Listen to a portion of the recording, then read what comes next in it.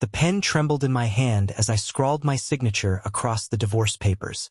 My husband, Marcus, sat across the polished mahogany table in the lawyer's office, leaning back with the kind of satisfied smile you'd see on someone who just closed a profitable deal. "Finally," he said, shaking his head with mock disbelief. "You know, Elena, I should have done this the moment the money started coming in. What was I thinking? Keeping a retail manager as a wife?" I stared down at the documents, the words blurring through the tears I refused to let fall. "Not in front of him. Not anymore. A woman with no career," Marcus continued, his voice dripping with contempt. "No ambition, no network, no future. Just a girl who thought working at a department store and making me dinner every night was enough." He laughed. Not the warm laugh I'd fallen in love with 7 years ago, but something cold and calculated. "Love doesn't build empires, sweetheart. And that's what I'm building now."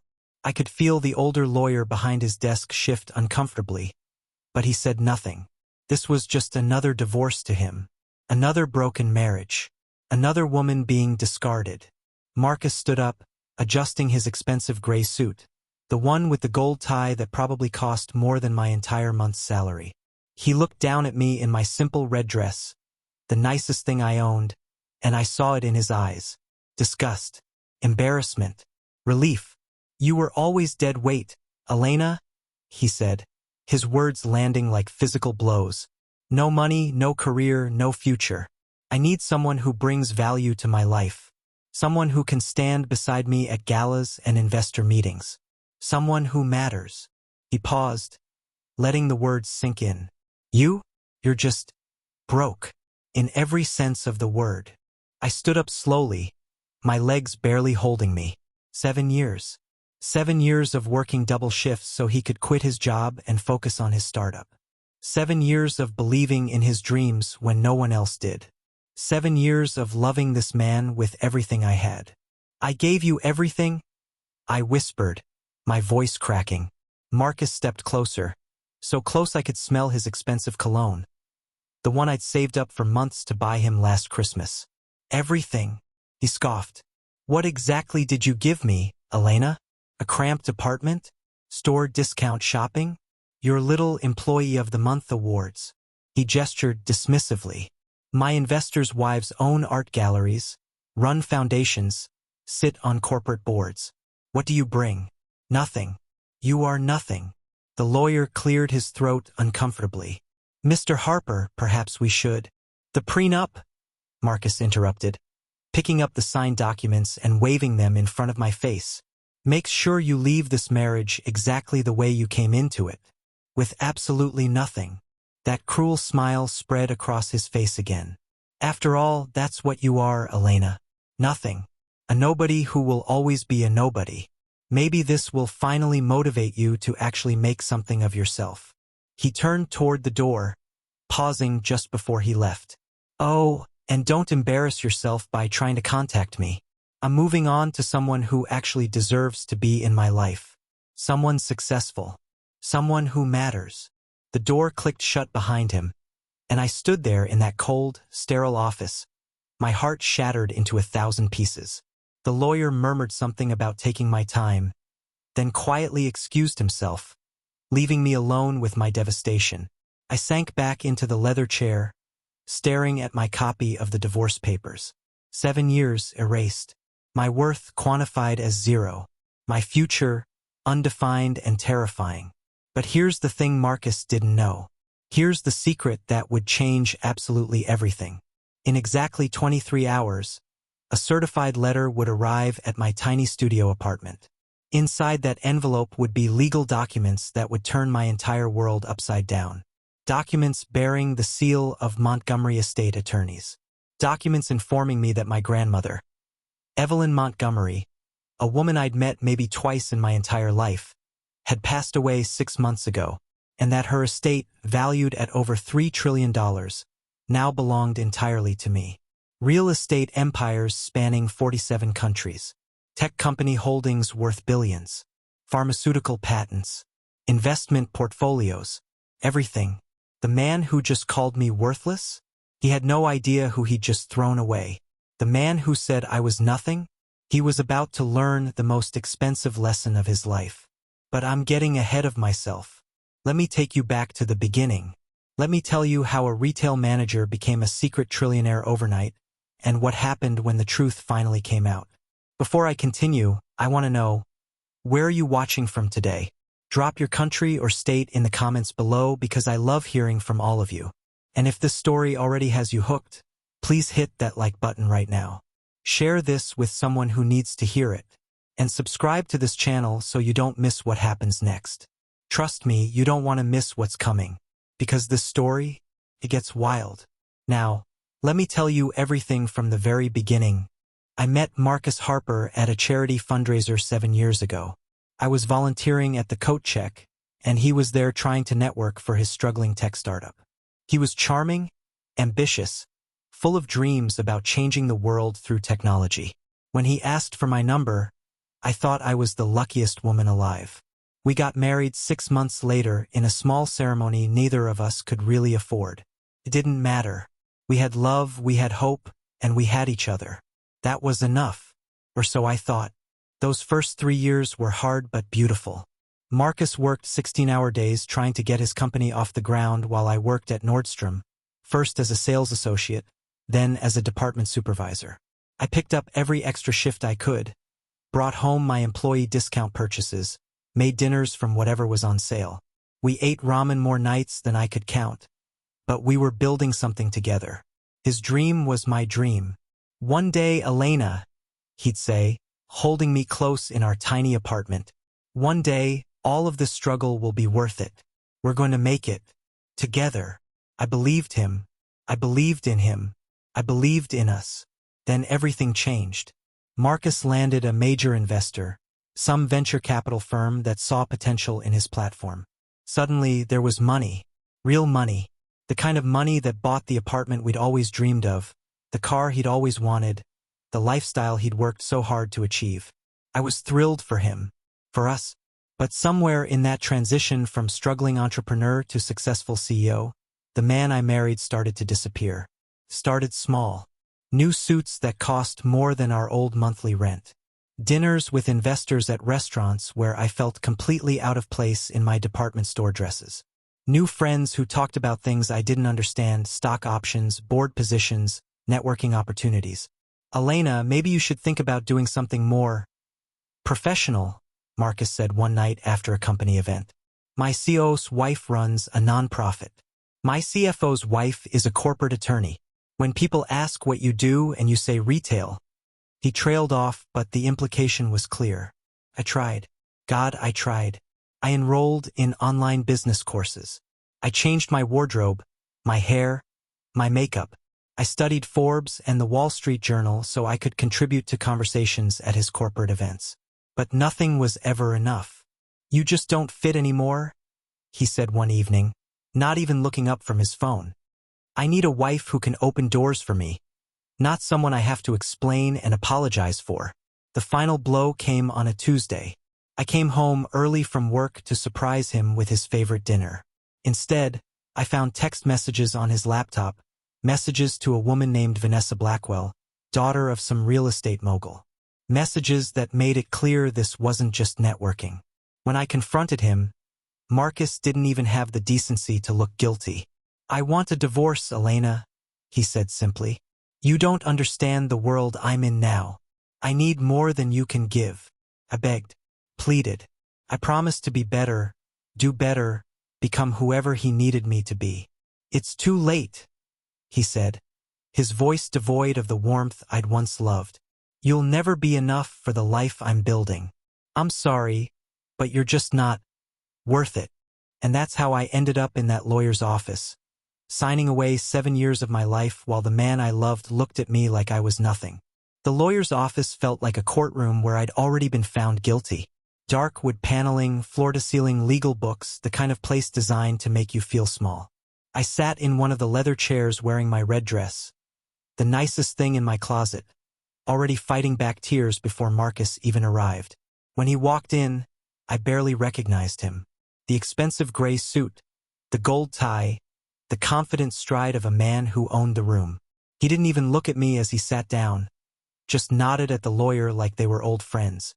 "Let's make this quick," Marcus said, flipping through the documents. "I have a meeting at 3. The lawyer, an older man with gray hair and kind eyes that couldn't quite hide his discomfort, slid the papers across the table. "Mrs. Harper, if you'd like some time to review." "She's reviewed it," Marcus interrupted. "We both know what this is. A formality." I picked up the pen with shaking hands. This was really happening. 7 years of marriage, ending in a sterile office with a man who couldn't even pretend to care anymore. "You know what your problem is, Elena?" Marcus said suddenly, leaning back in his chair. "You're broke. And I don't just mean financially, though God knows you are. You're broke emotionally, professionally, socially.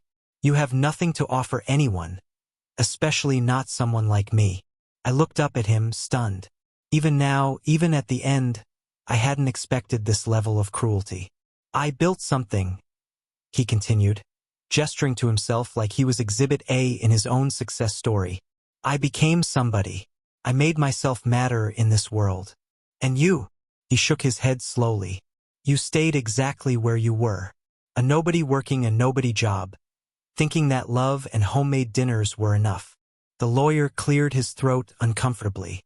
"Mr. Harper, perhaps we should focus on the documents. The prenup she signed 3 years ago makes this simple," Marcus said, tapping the papers. "Remember, Elena? When my company started getting serious investor interest and I said we should protect ourselves just in case? You signed it because you trusted me, because you thought we were in this together." He smiled, and it was the coldest thing I'd ever seen. "Well, congratulations. Protects me perfectly. You walk away with exactly what you brought to this marriage. Nothing." The words hit me like physical blows. 7 years. I was walking away from 7 years with nothing. Not the apartment, not savings, not even the furniture I'd picked out and paid for with my employee discounts. "Maybe this will motivate you to actually make something of yourself," Marcus said, standing up and straightening his tie. The tie I'd saved up for months to buy him. Though honestly, I doubt it. Some people are just meant to be less than. That's you, Elena. You're just less than. He signed the papers, grabbed his copy, and walked out without another word. The lawyer sat in uncomfortable silence for a moment before quietly excusing himself, leaving me alone with the ruins of my life. I don't remember walking to the coffee shop down the street. I just remember sitting there for hours, staring at my copy of the divorce papers, wondering how I'd gotten here, wondering if Marcus was right, wondering if I really was nothing. My phone buzzed. Sarah, my best friend since college. "How did it go?"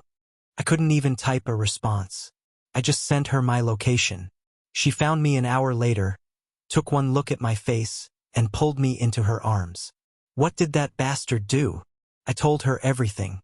Every cruel word, every degrading comment, every moment of systematic destruction. "You're moving in with me," Sarah said firmly. "Tonight. I don't care that my place is tiny. You're not spending another night alone." We found a studio apartment I could barely afford the next week. Sarah helped me move in my pathetic collection of belongings, clothes, some kitchen stuff, that was it. My entire life fit in the back of her Honda Civic. "He's wrong about you," Sarah said as we unpacked boxes in my new place. "You know that, right?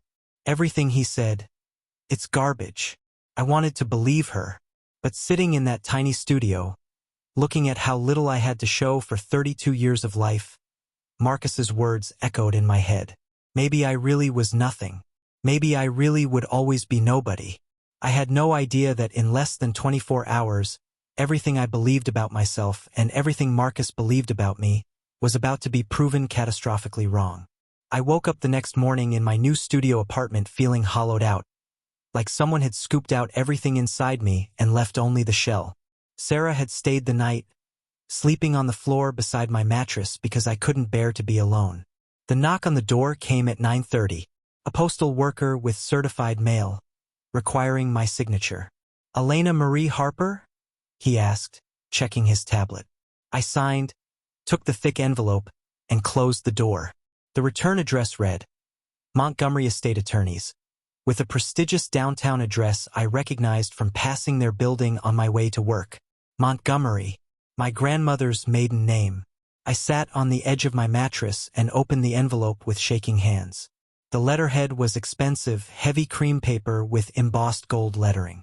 Dear Ms. Harper, we regret to inform you of the passing of Evelyn Montgomery, your maternal grandmother. As per the terms of her last will and testament, you have been named as the sole beneficiary of her estate.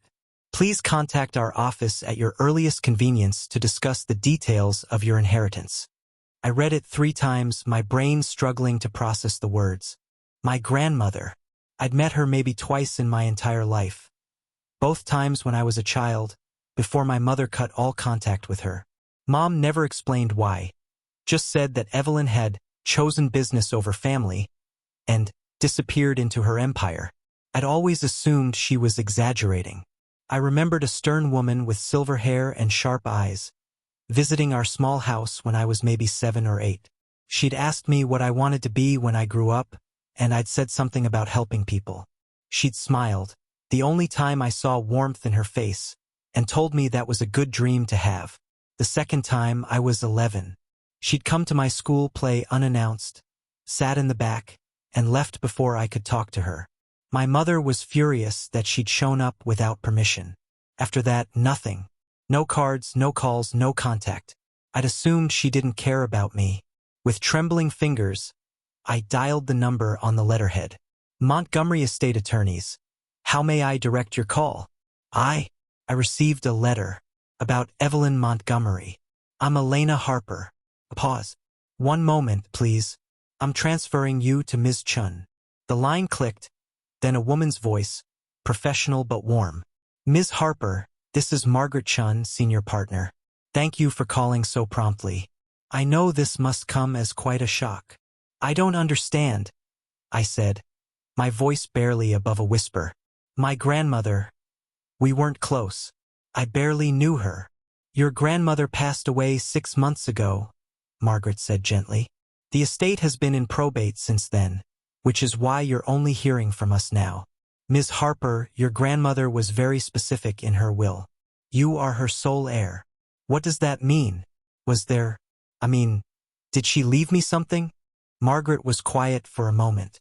Ms. Harper, I think this conversation needs to happen in person. Can you come to our office this afternoon? Say, 2 o'clock. Just tell me, I said, my heart pounding. Please. What did she leave me? Another pause.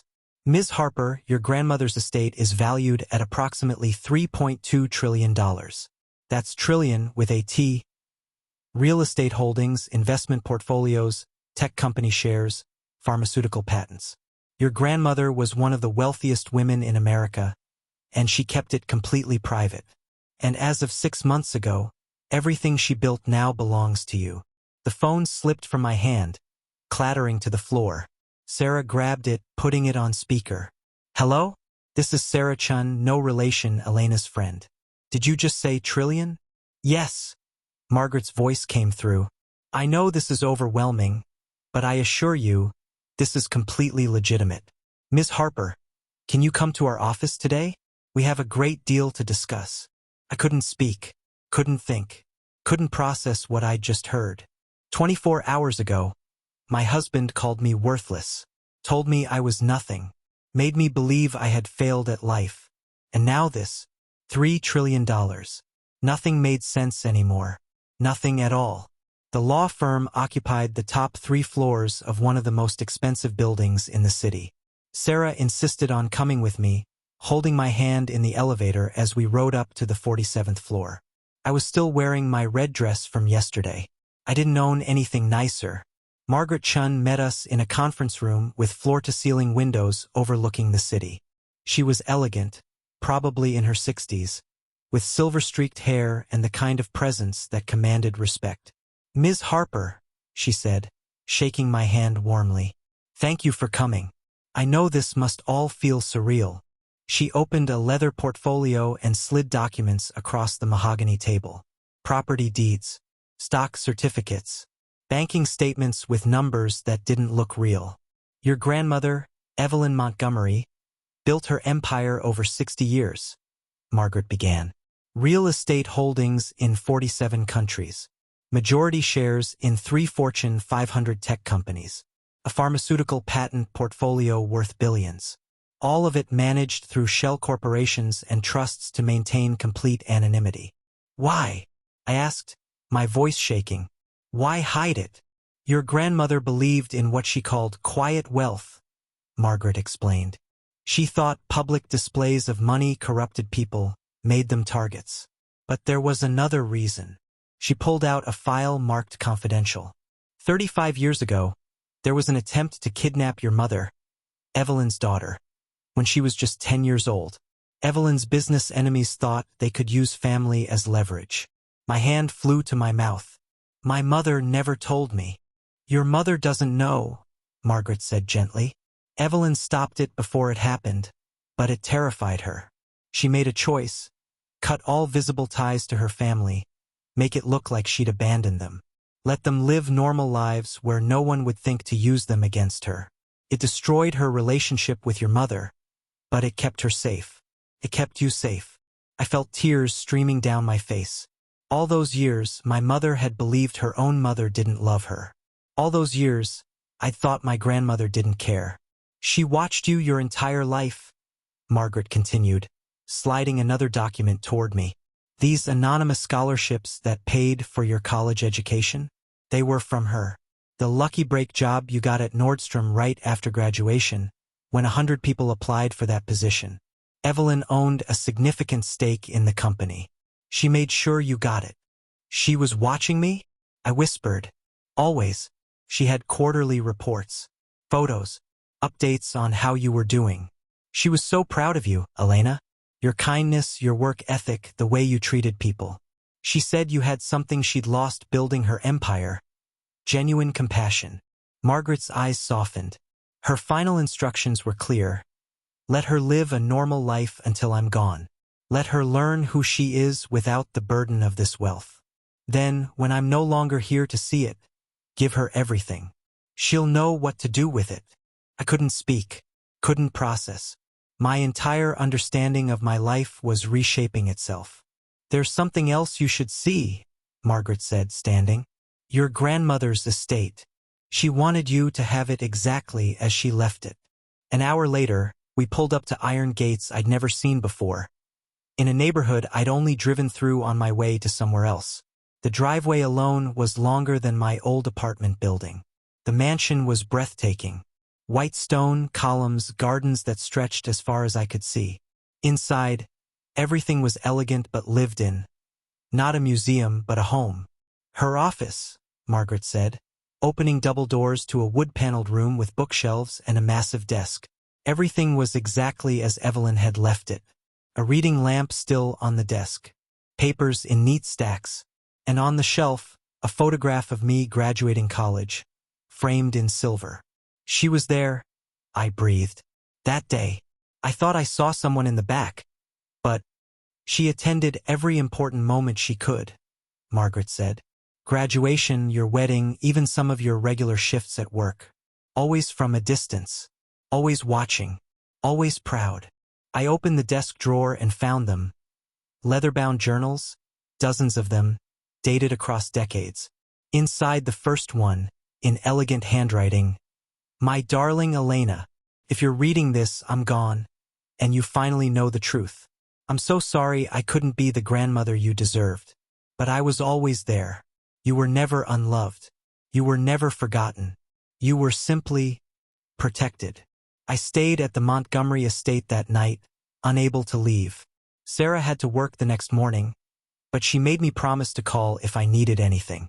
After she left, I sat in my grandmother's office and opened the first journal, dated 1965.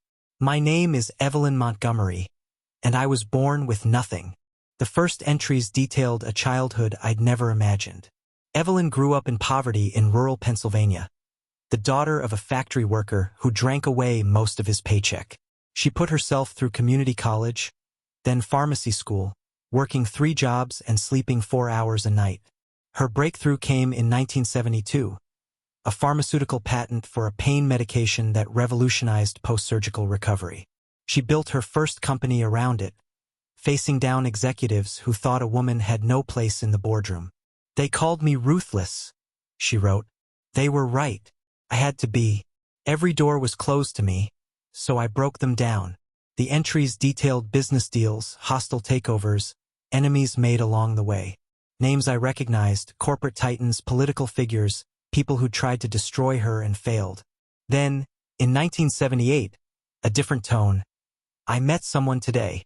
His name is Thomas Harper. He doesn't care about my money. He cares about me. My grandfather." They married 6 months later.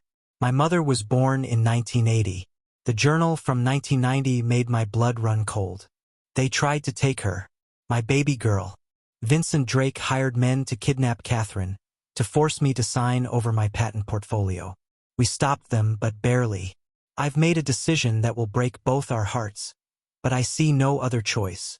The next entries detailed the elaborate deception, staged arguments, a public falling out, Evelyn choosing business over family. She made it look like she'd abandoned her daughter to protect her empire, when the truth was the opposite. She was protecting her daughter from her empire. "Catherine won't understand," she wrote. "She'll think I don't love her.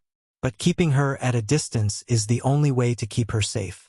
If my enemies think we're estranged, they won't use her against me." Years of entries followed, filled with loneliness. Surveillance reports on my mother. Photos taken from a distance. Evelyn watching her daughter grow up, get married, have me. All from the shadows. The entries about me started in 1992. "Catherine had a baby girl today. Elena Marie. I watched from the hospital parking lot through binoculars. She's perfect. I'll never hold her, but I'll keep her safe. That's what love means sometimes. Staying away." I read through tears as Evelyn documented my entire childhood through investigators' reports. My first day of school. My piano recitals. The time I won a spelling bee in 5th grade. Every milestone watched from a distance.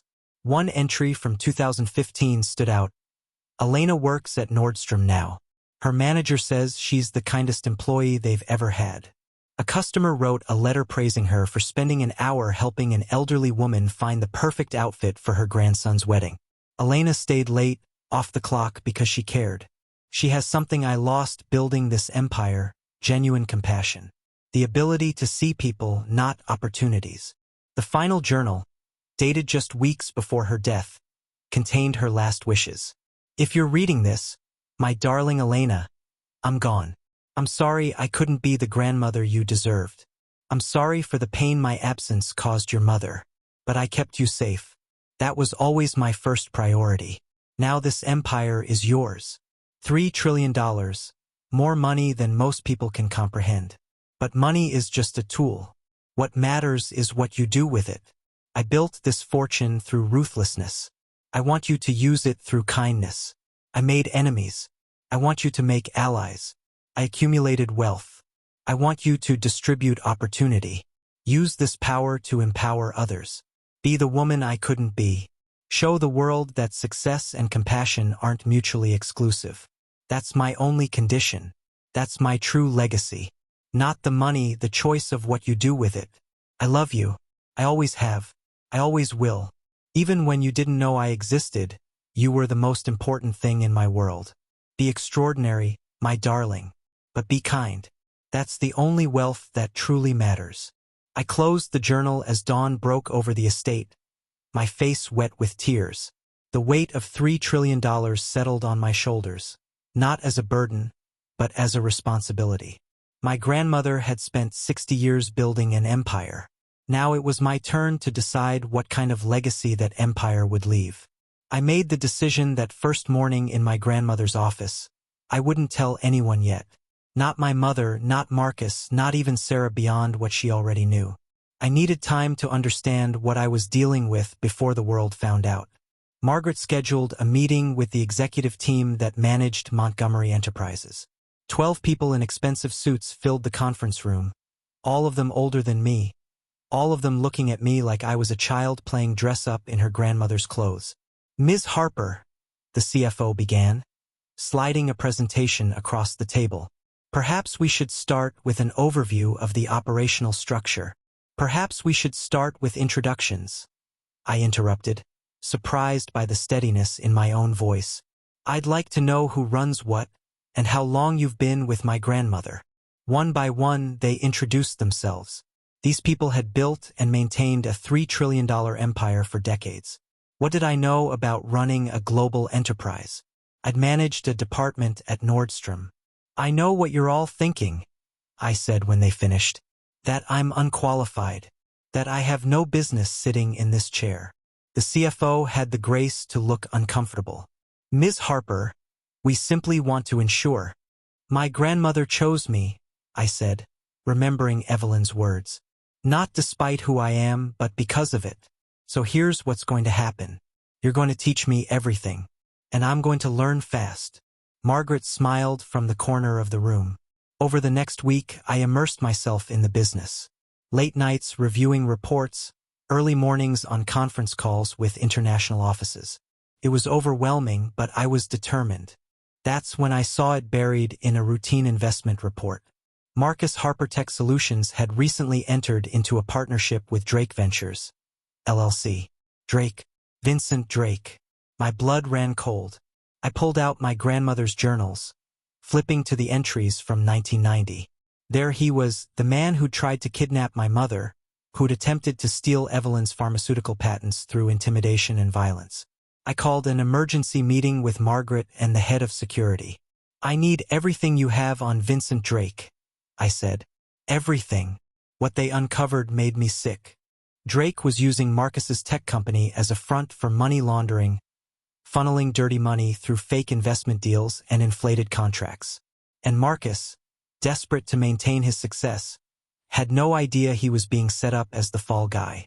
When this comes out, the security chief said, your ex-husband will go to prison. Drake will disappear, and Marcus will take the blame for everything. I sat back in my chair, my mind racing. Marcus had destroyed me, called me worthless, thrown away 7 years like they meant nothing. Part of me wanted to let him face the consequences of his own poor choices. But another part, the part my grandmother had recognized and valued, couldn't do it. Find me a way to extract his company from Drake's scheme, I said, without Marcus knowing who's behind it. The complication came from Sarah. She'd noticed the changes I couldn't hide. The expensive clothes Margaret insisted I needed for business meetings, the car the company provided, the way I was never home anymore. She showed up at my studio apartment one evening, arms crossed. Okay, what's really going on? You said your grandmother left you money, but Elena, you bought a Mercedes. You're wearing Armani. That's not inheritance money. It's complicated, I said. Uncomplicated. Because right now, you're turning into someone I don't recognize. You're turning into the kind of person who cares about expensive things. You're turning into Marcus. The accusation hit harder than she intended. Was I changing? Was the money corrupting me the way it had corrupted him? I'm trying to figure out who I am now, I said quietly. I'm trying to balance who I was with who I need to become. And I'm terrified that I'm going to lose myself in all of this. Sarah's expression softened. Then don't lose yourself. Stay Elena. The rest is just window dressing. But it wasn't that simple. Every day I spent managing billions felt like another day further from the woman who'd worked retail. Every decision I made affected thousands of lives. And the biggest decision was still ahead of me, what to do about Marcus, Drake, and the trap that was closing around them both. The request came through Margaret's office 3 days later. Vincent Drake wanted a meeting with the new Montgomery heir to discuss matters of mutual interest. Absolutely not, my security chief said immediately. This man is dangerous. He has a history of violence, intimidation, which is exactly why I need to meet him, I interrupted. I need to understand what we're dealing with, what he wants. Margaret looked concerned but nodded. I'll arrange it, but security goes with you, and we meet on neutral ground. Drake suggested his corporate office instead. A power play making me come to his territory. Against everyone's advice, I agreed. Drake Ventures occupied a sleek high-rise downtown, all glass and steel and cold minimalism. Everything about it screamed money without warmth, success without soul. I was led to a corner office with panoramic views of the city. Vincent Drake stood as I entered. He was in his 70s but still imposing, tall, silver-haired, with the kind of smile that never reached his eyes. Everything about him was calculated, from his tailored suit to the way he gestured to the chair across from his desk. "Ms. Harper," he said warmly, extending his hand. "What a pleasure to finally meet Evelyn's granddaughter. She spoke of you often." I didn't take his hand. "My grandmother never spoke to you about me." His smile widened. "Sharp, just like her. Please sit. Can I offer you anything? Coffee? Water? An explanation for why you wanted this meeting." He settled back into his chair, steepling his fingers. "Direct. I appreciate that. Let me be equally direct. Your grandmother built her empire on a lie, and I have proof." He slid a folder across the desk.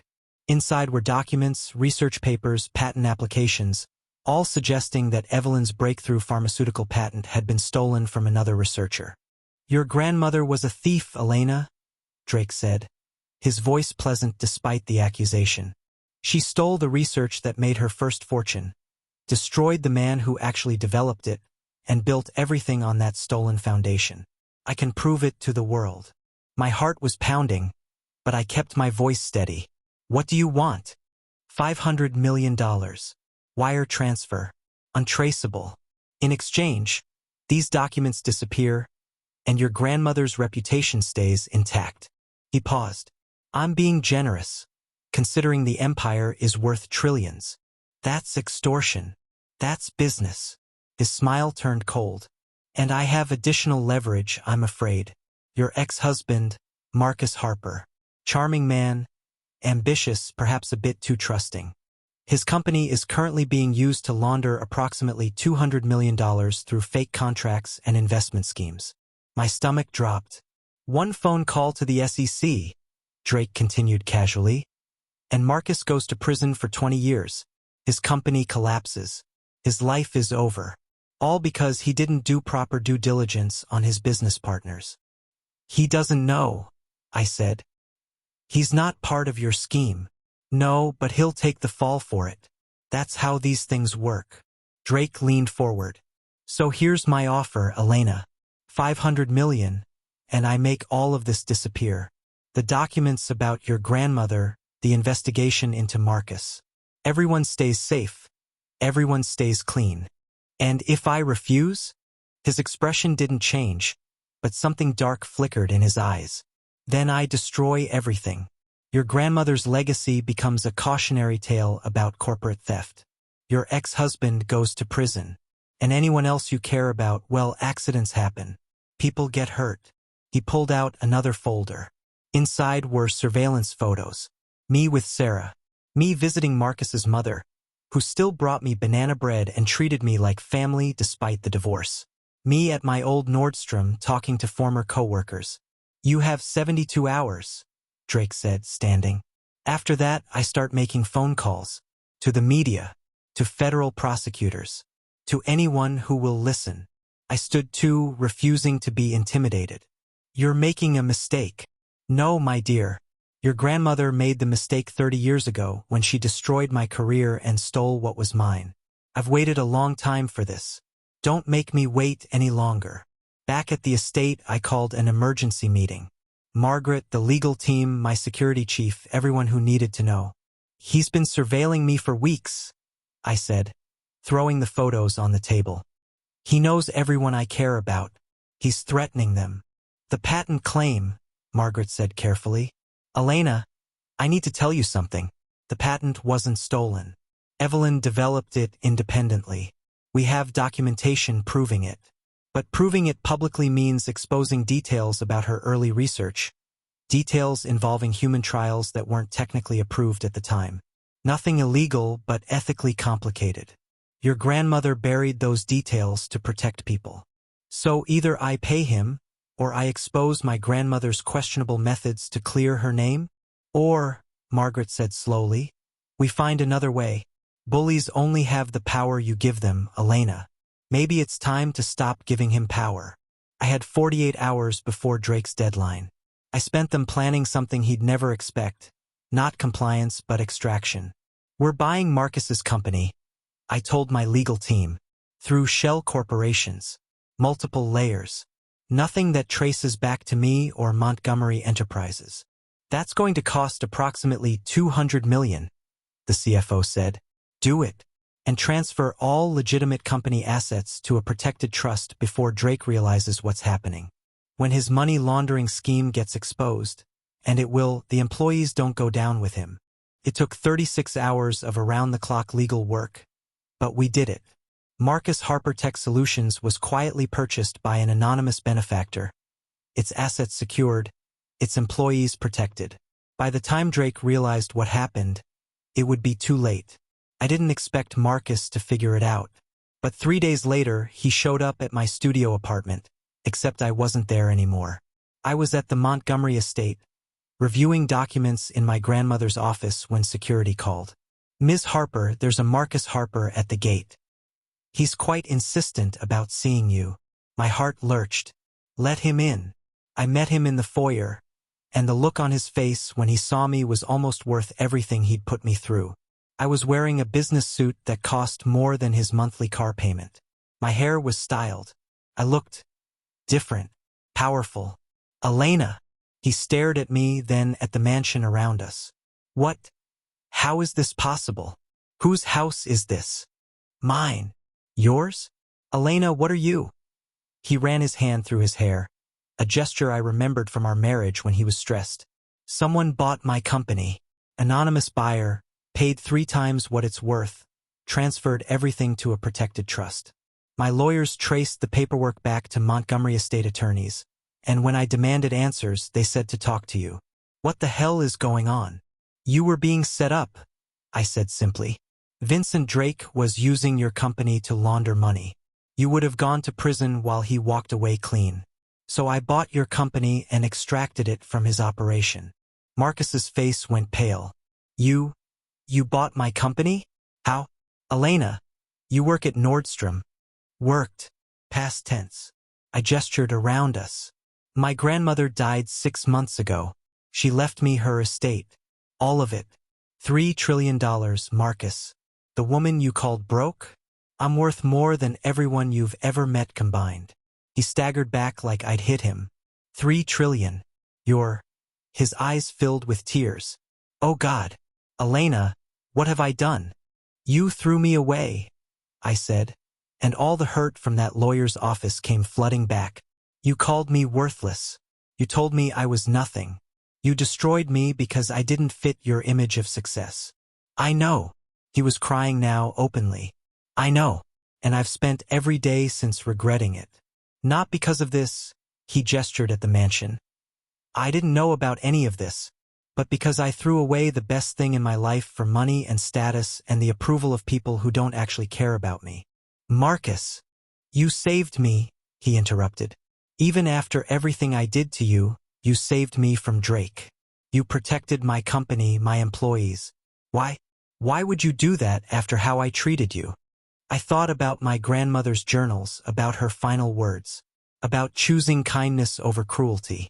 Because revenge would have been easy, I said. Watching you go to prison, lose everything. I could have done that. Maybe part of me wanted to, but that's not who I am. It's not who I want to be. Marcus dropped to his knees right there in the foyer. I'm so sorry. Elena, I'm so sorry. I was wrong about everything. About you, about what matters. About... His voice broke. Please, please forgive me. I'll do anything. We can start over. I can. No. The word was gentle but firm. I forgive you, Marcus. I do. But we're done. That chapter of my life is closed. Elena, please. You need to learn who you are without me, I said. Without my support, without my forgiveness defining you. You need to figure out what actually matters to you, not what you think success looks like. He looked up at me, devastated but understanding. I threw away a diamond for fool's gold. You threw away yourself, I corrected. That's what you need to find again. He nodded slowly, standing. Thank you for saving me, for forgiving me, for being better than I ever deserved. After he left, I called Margaret. Drake's deadline is tomorrow. Are we ready? We're ready. But Elena, are you sure about this approach? It's risky. I thought about my grandmother, about everything she'd sacrificed. I'm sure. Let's end this. I called the press conference for the morning of Drake's deadline. Margaret tried to talk me out of it 3 times, but my mind was made up. If Drake wanted to control the narrative, I'd beat him to it. The Montgomery estate's front lawn filled with reporters, camera crews, journalists from every major outlet. News vans lined the driveway. Helicopters circled overhead. The mysterious heir to the Montgomery fortune was finally revealing herself. I stood at the podium in a navy suit, Sarah beside me for moral support, and looked out at the sea of cameras and curious faces. My name is Elena Marie Harper, I began. 3 weeks ago, I was working retail and going through a divorce. Today, I'm the sole heir to the Montgomery fortune, valued at over $3 trillion. I'm here to tell you the truth. All of it. Before someone else tries to weaponize it against me. The crowd erupted with questions. I held up my hand. My grandmother, Evelyn Montgomery, built her empire over 60 years. She made hard choices in a ruthless business world. Some of those choices were controversial. Her early pharmaceutical research pushed ethical boundaries in ways that wouldn't be acceptable today. But she developed her breakthrough patent independently, through years of legitimate research and sacrifice. I displayed the documents on screens behind me, decades of research notes, lab reports, patent applications, all proving Evelyn's work was original. Vincent Drake has spent the last week trying to extort $500 million from me by claiming my grandmother stole that patent. His documents are fraudulent. His claims are lies. And his real motivation isn't justice. It's revenge for a business rivalry he lost 30 years ago. Gasps rippled through the crowd. I continued. Drake is also currently running a money laundering operation through various tech companies, using good people as unknowing accomplices. I've provided federal prosecutors with complete documentation of his crimes. And I paused as FBI agents in suits moved through the crowd toward the back, where Drake himself stood, his face purple with rage. And I believe those prosecutors are here now. The cameras swung toward Drake as agents surrounded him. Vincent Drake, you're under arrest for extortion, fraud, money laundering, and corporate espionage. The media went wild. Drake's furious shouts were drowned out by clicking cameras as they led him away in handcuffs. I waited for the chaos to settle before continuing. My grandmother kept her wealth secret because she believed in what she called quiet wealth, using money to help others without seeking recognition. Over 60 years, she anonymously donated over $40 billion to women's education, medical research, and poverty relief.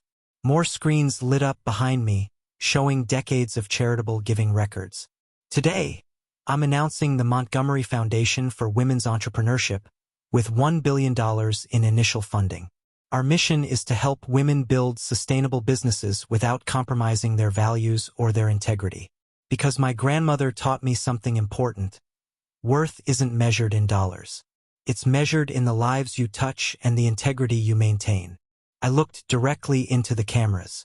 3 weeks ago, my ex-husband called me worthless because I didn't have money or status. He was wrong. I was always worth something, I just couldn't see it yet. And now I'm going to spend the rest of my life making sure other women never forget their worth, regardless of their bank accounts. The press conference exploded with questions, but I had said everything I needed to say. That evening, Sarah sat with me in my grandmother's office, now officially my office, as we watched the news coverage. Every channel was running the story, the mysterious heiress, the dramatic arrest, the billion-dollar foundation. You know Marcus was there, Sarah said quietly. In the crowd. I saw him. I know. He looked destroyed, like he finally understood what he'd lost. He didn't lose me, I said. He lost himself. That's what he needs to figure out. My phone buzzed. Margaret. The response has been overwhelming. Over 10,000 women have already applied to the foundation program. You did it, Elena. You turned your grandmother's empire into something beautiful. I looked at the photograph of Evelyn on my desk, the one from her journals. No, Grandma, I whispered. We did it together. Sarah raised her coffee mug. To new beginnings? I clinked mine against hers. To knowing your worth. To choosing kindness. To building something that matters. To being exactly who you are, Sarah added. And that being more than enough. 3 weeks ago, I'd signed divorce papers believing I was nothing. Today, I knew the truth. I had always been somebody. I just needed to believe it myself. 6 months later, I stood in the Montgomery Estates converted ballroom, now a workspace filled with 30 women from the foundation's first cohort. They ranged from early 20s to late 50s, single mothers, immigrants, women who'd left abusive relationships, women who'd been told they weren't enough. Women like me. The key to sustainable business isn't just profit margins, I said, walking between their workstations. It's relationships. I learned that working retail. Every customer I helped, every extra hour I stayed to make someone's day better, that built something money can't buy. Trust, loyalty, purpose. A young woman raised her hand. Ms. Harper, how do you balance compassion with competition? The business world is ruthless. My grandmother would have told you to be ruthless back, I said honestly. But I think there's another way. You can be strong without being cruel. You can be successful without sacrificing your values. It's harder, takes longer, but you sleep better at night. After the session, Sarah found me in my office. As the foundation's chief operating officer, she transformed it from concept to reality, and watching her thrive in this role filled me with pride. We have 300 applications for the next cohort, she said, and 5 companies wanting to partner with us. Elena, this is working. What you're building, it matters. Through the window, I saw someone walking up the driveway. Marcus. He came occasionally, volunteering with our business development program. After losing almost everything, he'd started over as a consultant, helping small businesses avoid the mistakes he'd made. Therapy and humility had transformed him into someone I almost didn't recognize. Someone genuine. I met him outside. We didn't hug, didn't touch. That boundary was important. The cohort looks strong, he said. They are. They remind me that strength was always there. It just needed permission to emerge. Elena, he paused. I'm glad you're doing this. You were always meant for something bigger than I could see. We both were, I said gently. You're finding it now. That's what matters. He nodded and left. No drama, no longing looks. Just 2 people who'd grown in different directions and made peace with it. That evening, Marcus's mother visited, as she did every Thursday. She'd never stopped treating me like family, and I'd never stopped loving her for it. Your grandmother would be so proud, she said, looking around at the foundation participants laughing together in the garden. But Elena, you know what I'm most proud of? What? That you kept your studio apartment, that you drive yourself to work, that you still remember everyone's coffee order. She squeezed my hand. You were always my daughter. The money didn't make you worthy, you always were. I'm just glad you finally see it. Later, I drove to the cemetery where my grandmother was buried. I brought white roses, her favorite, and sat beside her headstone. I met with cohort 1 today, I told her. 30 women who thought they were nothing, just like I did. Just like you probably did once. We're teaching them different. The wind rustled through the trees, and I imagined it was her response. The divorce was the cruelest moment of my life, I continued, but it became the catalyst for my purpose, for understanding that worth isn't given by others. It's inherent. You knew that. You tried to protect me so I could learn it on my own. I stood, touching the cold stone. I hope I'm making you proud, Grandma. Not because of the money or the success, but because I'm choosing kindness, because I'm using power to empower others, because I'm being the woman you asked me to be. Driving home, I thought about that day in the lawyer's office when Marcus called me worthless, how I'd believed him, how I'd internalized every cruel word. And I thought about now, about women finding their voices, building their dreams, discovering their worth through the foundation, about Sarah thriving, about Marcus healing, about choosing forgiveness over bitterness. That night, I recorded a video message for the foundation's social media. Wherever you are right now, whatever you're going through, I need you to hear this. You are not what others say you are. You are not your bank account or your job title or your relationship status. You are your choices, your character, your compassion. That's your worth. That's your value. And nobody can take that away from you unless you let them. 3 weeks after my divorce, I discovered I was worth $3 trillion. But I learned something more important. I was always worth something. The money just helped me see what was already there. You are worth something too. You always have been. Start believing it. I posted the video and turned off my phone. In my modest studio apartment, the one I'd kept despite the mansion, despite everything, I finally felt something I hadn't felt in years. Peace, not from the wealth, from knowing finally and completely who I was. And that was worth more than all the money in the world.